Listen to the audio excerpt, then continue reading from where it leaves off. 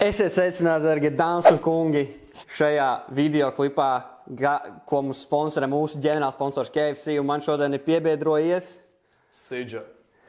A.k.a. Paušs Pakauskas, a.k.a. Sidratons, a.k.a. Sidža Boy un vispārējie a.k.a. Man ir interesanti tev pieteikt, jo es tevi šobrīd intervēju kā spēlētāju, bet mēs esam sadarbojušies iepriekš kā komentētāji vairāk kārt, tāpēc ir diezgan interesanti šobrīd tev pieteikt kā manu cilvēku, ko es intervēju. Bet es domāju, mēs varam sākt ar pirmo jautājumu, un tas jau atklās arī vairāk par tevi.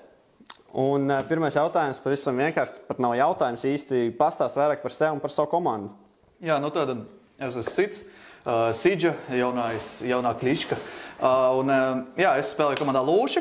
Lūši pagājušo sezonu kvalificējās atpakaļ uz virslīgu pēc otrās sezonas negadījuma pirmajā virslīgā. Pirmajā divīzijā.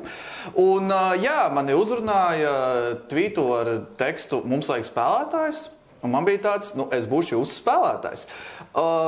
Mūsu komandā sezonas sākumā bija viens sastāvs, tagad mums būs viena spēlētāja izmaiņa. Kad šis būs gaisā, visi jau zinās, ka mums būs pievienojies Inušanī. Komandas pilnais sastāvs esmu es, Inušanī, Tvītu, Filips un Lāčs. Es tēloju, ka es māku datorspēli, jeb šo esmu komandas kapteinis, komentētais, komandas IGLs un tas, kurš veido Stratbuku, Antistrats un vispārējo, arī AVP, attiecīgi man ir tas Keidienarks. Vispārēji ir tādi, ka man mazie Universal Soldieri. Filips vairāk mums ir ankur spēlētājs, Lāčs ir star players, Spacemakers, Tvītu ir Spacemakers un Inušanī tagad jaunais additions. Vakardien uzspēlējām ar viņu 100% winrates, ļoti labs spēlētājs un redzēsim, kur mēs viņu ieliksim, kā mēs ar viņu spēlēsim, bet es domāju, ka noteikti atradīsim vietu viņam serverī. Okay. Esam iepazinušies ar tevi, ar tavu komandu. Iepazīstināšu arī ar ēdienu, kas tev priekšā. Tev tur free ir nagetiņi un Kentucky Gold mērcītes. Domāju, visi viņu atbalsta un visiem viņi ļoti patīk. Arī dzēriens ir un spainīts, pie kura mēs ķersimies tikai tad, kad es tev nolasīšu zelta jautājumu, kas būs pēdējais. Bet droši cienājies, kamēr tu uzdod jautājumus, kamēr tu apdomā atbildes. Jā. Nospoilošu, es jau attaisīju. Es esmu gatavs paņemt kādu cilvēku, tā kā fiziski iespaidot pozitīvā veidā, lai dabūtu Kentucky Gold mērcītes. Ļoti labas. Es nezinu, ko viņi tur liek iekšā, man nevajag zināt, man tikai viņus vajag. Okay. Esam iepazinušies ar tevi, ēdienu, un tagad jautājums saistībā ar KFC. Tad kā uzcept komandu? Kāds parasti notiek, kāda tavuprāt ir tā pareizā recepte, lai izveidot labu komandu? Es teiktu, ka cilvēks aizkadrā ir pirmajā vietā no tiem, kuram šo varētu jautāt. Es esmu kādā trešajā vietā. Kurš ir otrajā? Izdomāsim pa ceļu. Jo cilvēks aizkadrā ir ļoti daudz komandas palīdzējis cept, un es, diemžēl, savos 10 gados Counter-Strike'ā, tieši Latvijas scēnā, arī esmu diezgan daudz komandas cepis. Un, zini, tas ir tā jaunības maksimālisms, tu vienmēr gribi labākie spēlētāji, labākais šits, labākais tas. Bet, jo vecāks tu paliec, jo vairāk tu saproti tās vērtības, kuras tev īstenībā vajag komandai. Un man personīgi ir viens ļoti svarīgs faktors, kuru es nosaukšu kā vai nu tu elpo Counter-Strike'u, vai nu tu neelpo. Ja tu sarunā čaļiem iet prakot, bet tev pusstundu pirms ir jāraksta, tev čaļ, sorry, es netieku, jo man ir šis, un tā tev ir jau 5. reizi, vai pēc prakiem tu tā vietā, lai pasādāt, pabazarāt ar čaļiem, apspriest kaut kādas lietas, ko jūs darījāt, nedarījāt, ko darīsiet rītā, tu aizēji paspēlēt kaut kādu jauno online spēlīti, spēlēt 3 dažādus shooters paralēli Counter-Strike'am, tad tu, diemžēl, ej kategorijā, kurš neelpo CS. Un, lai arī cik ļoti cilvēki teikt, ka viņam patīk Counter-Strike, ar tādiem tu nekad neuztaisīsi komandu, ar kuru piedalīties kādā nopietnā pasākumā. Ko ir virslīga? Jau ir manā latiņā, kļūst tā nopietnā kategorija. Tā kategorija, kur tev ir jāpiedomā, ko tu dari, kā tu sev pasniedz, kā tu sagatavojies, jo, balvas ir diezgan foršas, iespēja uzspēlēt diezgan forša, un, pirms Clevera mums bija ļoti ilga pauze, pāris gadi, kur nebija tāda iespēja, kā uzspēlēt Counter-Strike pret prasmīgiem spēlētājiem Latvijā. Un Clevers šobrīd to sniedz, un attiecīgi tev vajag tos čaļus, kuri elpo to Counter-Strike. Nu, un tad attiecīgi iet iekšā, piemēram, filozofija, ko Līži teicis podkastos, ja podraidēs, kur ir ļoti svarīgi tas, kāds ir cilvēks. Ja cilvēks kā es, kurš daudz runā, daudz idejas, daudz žestikulē, daudz viskaut kas, viņš parasti būs vai IGLs, vai kaut kāds saitu komandieris, vai tas, kurš diriģē, kā notiek izspēle. Pieredzējušie spēlētāji tā var darīt. Jaunāki spēlētāji, kuri ir pasīvāki, vai viņi, piemēram, baidās kaut ko darīt, nu tādiem būs grūtāk, tādi parasti būs ankuri, tādi būs late round spēlētāji, tādi būs, nu, kurus var vienkāršāk izmanevrēt, kur viņiem nostāties, bet viņiem būs ļoti maz ar ko pašiem pienākt. Nu, mūsu komandā ir tāda interesanta situācija, kur es un Lāči tie, kas visilgāk spēlē Counter-Strike. Un tam mums ir Ina Šanī, Filips un Tvītu, kur viņi salīdzinoši nesen sākuši, nu, ja mēs salīdzinām. Un ļoti var just arī to, nu, ka viens čalis ļoti aktīvi komunicē, saka visiem, ko darīt, un tad ir viens čalis, kuram tāds mazliet, nu, es sēžu bēčaļi. Tā kā, kuru katru brīdi viņi nāks bēs jums apsola. Tā kā, jā, lai uzceptu komandu, nu, tur ir ļoti daudz faktori un dažādas filozofijas. Ja gadus 7 atpakaļ komanda bija labākie spēlētāji, tad jau gadus, nu, labi, 10 atpakaļ bija labākie spēlētāji, tad 7 gadus atpakaļ bija, piemēram, jau Astralis sāka šo sporta filozofiju ieviest, sporta psiholoģiju, kā tu reaģē uz stresu, attiecīgi, visam nāk līdz arī, kā tu reaģē komandas vidē, un, nu, tur tik daudz faktori, un es teikšu arī tā, dienas beigās Counter-Strike'am ir jābūt for fun, tā ir datorspēle. Magiskam no Falconiem ir šis diezgan populārs teiciens paudzes, ka tev, nu, tu spēlē datorspēli un tev par to maksā, nu, izbaudi to. Tāpēc, ja tu, piemēram, tie, kas skatās mājās, ja jūs domājat, ko es tagad ieguldīšos, spēlēšu datorspēli un vēl kaut ko, nē, paņem 4 klases biedrus vai 4 komandas biedrus vai 4 čaļus, kurus tu pazīsti vai meitenes un uztais komandu un paspēlē. Moš to dienas beigās kāds no jums sajutīs to deksmi un tad jau tas tālāk attīstīsies. Bet pašā sākumā just do it for fun. Šis ir izklausās ļoti filozofiski. Es domāju, skatītājiem būs ko ieklausīties un būs ko saprast. Es pats klausījos ar apbrīdu. Es turpināšu šeit. Es droši, es tikmēr uzdošu to nākamo jautājumu. Es tev iedošu šī brīža tabulu. Un, kā tev liekas, it īpaši tagad pēc transferu loga, vai mēs redzēsim kādas izmaiņas tabulas ziņā? Tā, nu, šie video, kur piesārā, kad mēs jau zinām izmaiņas sastāvos, good luck visiem, kam jāspēlē pret Hypeworld, mums ir pēdējā spēles sezonas pret viņiem. Nu, teiksim tā, tabula ir, ja man sezonas sākumā pateikt, ka sezonas vidū aptuveni būs šāds positionings, ja izkārtojums tabulā, es būtu dusmīgs, jo lūša nebūtu tik zemu, bet, nu, ir racionāls aiz tā. Un šeit arī šobrīd skatoties, nu, tas arī ir loģiski. Nu, piemēram, mūsu gadījumā mums ir paukušas stiprākās komandas. Mums ir Way to Go, Heimeni un Hypeworld jāspēlē. Citiem, nezinu, nu, kādam vēl ir, ja pašā brīdī šīm komandām, ko es nosaucu, ir jāspēlē pret mums, kas nozīmē, ka viņiem ir uzreiz bišķi vienkāršāk. Kaut gan, nu, Cyber Empiriem un Exiliumiem mēs likām pasvīst. Mighty Wolviem un EC Bangiem, nu tā, bet divām komandām mēs likām pasvīst, un es domāju, ka tagad ar jauno sastāvu mēs varbūt liksim vēl kādai komandai pasvīst. Bet top 3-nieks, es domāju, paliks. Es domāju, ka Hypeworldiem būs ļoti grūti arī ar jauno sastāvu izgrūst kādu no pirmajām 3 pozīcijām, bet tas wildcards tas saucams. Melnais zirdziņš saucamais. Tur viss var notikt. Atceramies, pagājušo sezonu Mighty Wolves pabeidza kā 4.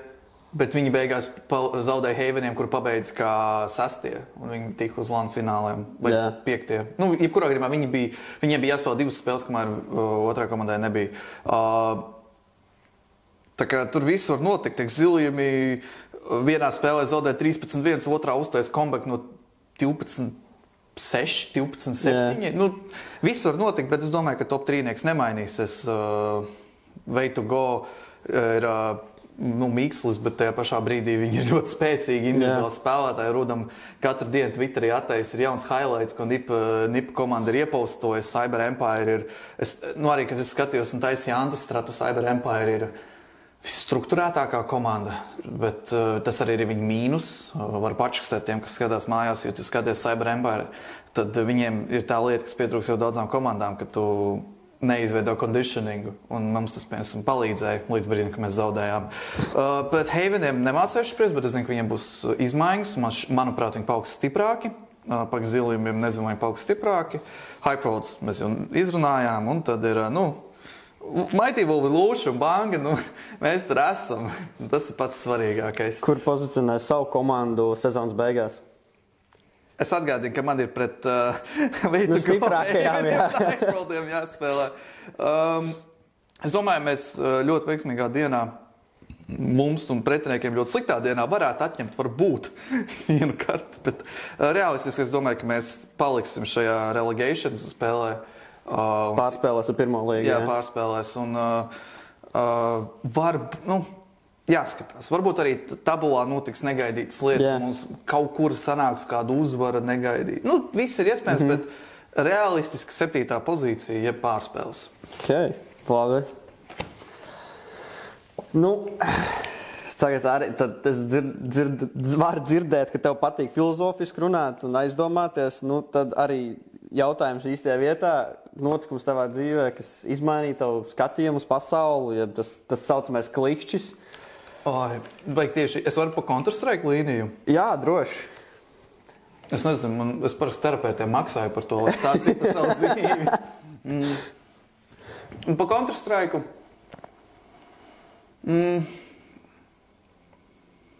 es teikšu tā, mans viens no spilgtākajiem momentiem bija, kad Jekindars aizgāja spēlēt uz VPM. Ja Virtus Pro 2019, 20, pirms Covid. Tieši, jā, viņš pirms Covid aizgāja. Jā, un tad kaut kad vienreiz pagadījās būt TeamSpeakā ar viņu kopā. Kamēr viņš bija tieši VP un viņš stāstīja to filozofiju un visu to, un man ļoti, ļoti atvēra acis tas, cik daudz svarīgāk ir nevis tas, cik daudz tu var izdarīt datorspēlē mehāniski, bet cik daudz tu var izdarīt ar galvu. Jo pirms tam mums nebija tāds kā, bija Volsungiem bija kaut kādi stinti, kur viņi izrāvās un kaut ko darīja, dažādi sastāvi ar Independentu, Huskiju, to pašu Jekindaru, kur viņi iegūja kaut kādu pieredzi, bet Marekam, Jekindaram bija šī iespēja to izdarīt pilnīgi jaunā vidē. Zem ļoti spēcīgai IGL, James 2 gadus pirms tam bija spēlējis Major finālā, un vienkārši tā, kad tev pasaka bez mazliet, diezgan loģiski, tu noteikti šī situācija, tu dari tā, un kamēr tev to nepasaka, tu jau to nezini. Protams, tagad, ja es pateiktu tās lietas, ko viņš pateiks, es nebūtu tāds, bet tas tā ir normāli. Ja tevi raundā iztreido, tu kombo citu vietā, tu skaiti nicknames un skaties, ja, piemēram, A spēlētājs dastā nomirst tuneļos, tas nozīmē, ka ir kaut kāds set plays. Un šīs mazās nianses dienas beigās bija tās, kuras ļāva man vismaz individuāli attīstīties mazliet ātrāk vai labāk uztvert kaut kādas lietas, jo bez tā tu sēdētu un tad tu gaidītu, ka vai tu pats sāktu to domāt, vai arī, tu vienkārši vienā brīdī kāds karotīti ielikt mutē. Tā kā es teiktu, ka tas ir tas punkts, kur man ļoti pamainījās arī, tas, kā tu kālo, kā tu izspēlē raundus, kā tu reakto, šī zonu filozofija par to, kā kartē ieņemt noteikts punktus. Tas viss kopā. Jā. Tā kā tā. Okay. Tagad pamainīsim pilnīgi uz otru pusi un joks vai anekdoti, kas ir tā kā parasti tas, ko stāsti. Nāriņš pagatā. Es dzirdēju, ka tu iepriekšējiem šo jautājumu. Es esmu ļoti nesmieklīgs cilvēks. Man vienkārši sanāk būt smieklīgam by default. Yeah. Man nav partija joka. Mans partija joks parasti ir sāks stāstīt kaut kādas dīvainas lietas un cerēt, ka cilvēkiem būs interesanti. Un kad tas liksies smieklīgi. Jā, ka viņi ķipa icebreakers. Jo, tu zināji šito, visiem tāds. Kāpēc tu to zini? Jā, tā kā man tiešām neinteresē. Ok, labi. Turpinot par komandu. Par CS-u, veidojot savu komandu, veidojot taktiku grāmatu, kas tieši tās taktiku grāmatas ir, ko vajadzētu aizņemties no pro komandām, vai tieši nevajadzētu? Uz to ir ļoti garšīgi un takī mērķis. Es jums saku. Es ļoti ceru, ka jūs nelauksiet, vienkārši klausāt, ka tā ļoti ēru šo mērķi. Tā. Ko ņemt vai neņemt no protīmiem, basically? Jā, veidojot taktiku grāmatu. Ir nianses. Pirmkārt, atkarībā kādā līmenī. Es runāšu, piemēram, ko var virslīgas komandu līmenī, jo tas ir tas augstākais etalons, kas mums šobrīd ir. Pirmkārt, protams, tu nevari ņemt stratēģijas, jeb noteiktus execūtus no top, es teiktu, 12 komandām pasaulē. Tīri tā iemesla dēļ, ka tās komandas visai sitās viena pret otru. Viņas meklē variācijas, kā izspēlēt pret otru, un tāpēc varbūt tev liekas dīvaini, ka viņi izmet flashbangu Ancientā vidū nevis pirmajā, nevis 49. sekundē, bet 47. vai ka tur kāds pagriezies skrien šitā, nevis tā. Tev nekad to nesaprast. Ko var ņemt, ir individuāla pozicionēšanās, tīri kā reaģē uz informāciju. Kā jau minēju, nomirst tā spēlētājs, bez spēlētājs nomirst. Tu zini, ka tas ir bēnkurs, bet tu dzirdi, ka vēl turpina rotēt granātas iekšā. Un kā šis spēlētājs reaģē, kurš ir teroristu pusē, kad viņš dabūs pirmo killu, ko viņš dara, jau dos smogs, vai viņš pušo cauri un tā. Tādas nianses var paņemt. No stratēģijas viedokļa es ieteiktu ļoti skatīties tier 2, ja otro, teiksim tā, spēka līmeņa komandas. Jo ir īpaši tādas, kurās ir vismaz viens pieredzējis spēlētājs. Piemēram, būtu Parivisions ar Jamu Kikartu, Fanatics, Blame F Scrims, BC Games ar Nexu un, var pieminēt Jakemu. Tagad man vispārējās komandas izslīdēja prom, bet idejas tās komandas, kurās ir kāds pieredzējis spēlētājs, kur tu var redzēt, kur tās, vai ka ir kaut kāda doma apakšā, ka tie nav vienkārši 5 čaļi, kuri ir nereāli iekšā, viņiem ir savs flows un savs kaut kas. Jā. Jo tā arī ir problēma. Pirms pāris gadiem bija tie nebija Saši eSports. Viena dāņu komanda, kura majorā tika... Freezy? Nē, cita. Static? Iespējams, jā, Static. Tika, un tu skaties, un tev wow, insane, un tad tu saproti, ka tu paskaties tās actual demos, un tur ir, baigā mērce. Yeah. Nav tā, ka tur ir kaut kas tāds, ko tu vari tiešām paņemt. Tur ļoti daudz conditionings, ļoti daudz kas tāds. Un, tās nav lietas, kuras tu vari paņemt iekšā savā komandā. Savā komandā katram individuāli jāpaņem kaut kas. Un no strata viedokļa, tur IGL vienkārši jāpaskatās, ko citi tīmi dara. Es pat teiktu, ka tas ir nevis strats, bet tas ir tā kā conditionings. Ja mums ir, piemēram, set lietas, ko mēs darām vidū. Mums ir set lietas, ko mēs darām uz A saiti, set lietas, ko mēs darām uz B saiti. Kā mēs dabonam, lai tie, kas aizsargā, izmet visas granātas uzreiz. Tie, kas uzbrūk, vai viņiem nebūtu ērti izmantot visas granātas. Un tās ir tās lietas, ko var paņemt, jo tas, kā tagad to Counter-Strike spēlē, vairs nav vienkārši, ja neskait donku, nav tāds ieskriet un nošaut. Vairāk ir dabūt no pretinieka ārā pilnīgi visu, pirms tu kaut ko sāc darīt. Jā. Tā kā es teiktu, ka tas ir tas svarīgākais, ko vajadzētu komandām ņemt vērā. Labi. Tad es gribētu teikt, tu esi pieredzējušākais spēlētājs šobrīd virslīgā, kas spēlē. Gadu ziņā? Pieredzes ziņā arī, man liekas, šobrīd. Kāda definēta pieredze? Šobrīd starp visām 8 komandām šeit tev ir lielākā CS pieredze. Ja mēs runājam ilguma ziņā, tad es teiktu, ka kaut kāds MS2 vēl ir Kārus ABC, Blazeks, 1.6 spēlē Lomos. Jā, tas gan. Tā kā es teiktu, ka es esmu tajā vecstāvu kompānijā. Ok, tātad tas tajā kompānijā. Sauksim to par vecstāvu kompāniju. Nu, tad apvienojot divus jautājumus vienā, kurš tev parāda labākais Latvijas spēlētājs, ar ko tu esi spēlējis? Nu, tā īsi un kodolīgi. Nu, tad, protams, neskaidrot Jekindars, Rūts un standarta varianti, kas šobrīd ir pro līmeņos, jau vai tuvu pro līmeņiem, kā Rūts, piemēram. Un tad uzreiz arī pēc tam, kurš ir visnērtākais spēlētājs, par kuru virslīgā tu esi spēlējis? Spitfire uz pirmo jautājumu Preldens. Preldens individuāli un arī spēles pārziņas ziņā ir labākais, bet es ņem vērā individuāli tieši. Otrais neērtākais, pret ko šobrīd esmu spēlējis, grūti jau ir pret tiem labākajiem. Tāds kā Rabits, Makārovs,